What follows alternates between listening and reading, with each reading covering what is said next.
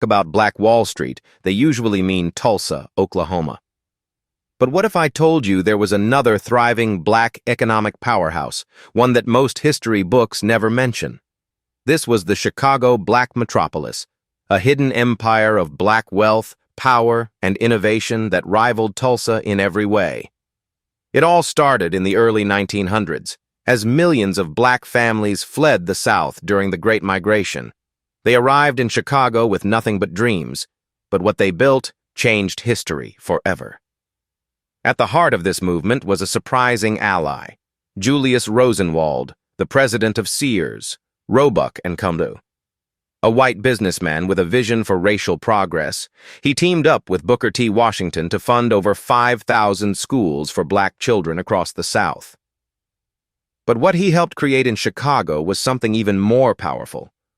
With the rise of segregation laws, black people were forced to create their own economy. And so they did, on a scale never seen before.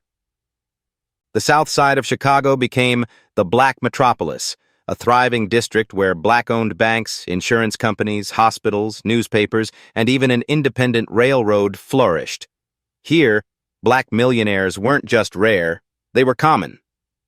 The Chicago Defender, a black-owned newspaper, became one of the most influential publications in America, helping to fuel the Great Migration by inspiring thousands to seek better lives in the North. But this wasn't just about business, it was about power.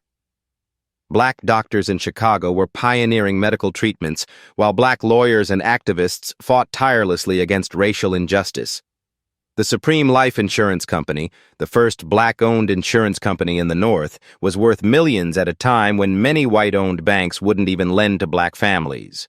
The Chicago Urban League and the National Negro Business League were born here, training black entrepreneurs and political leaders who would go on to change the country. At its peak, the Black Metropolis was untouchable. Politicians sought the support of its leaders, and the community itself was self-sustaining. But like Tulsa's Black Wall Street, it faced threats.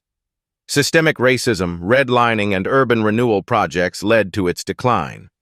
Highways were built straight through its most successful districts, and discriminatory lending policies choked black businesses. By the 1960s, much of this thriving black economy had been dismantled, but the legacy remains. Chicago's Black Metropolis laid the foundation for generations of black success. Its leaders inspired future movements, from civil rights activism to black entrepreneurship.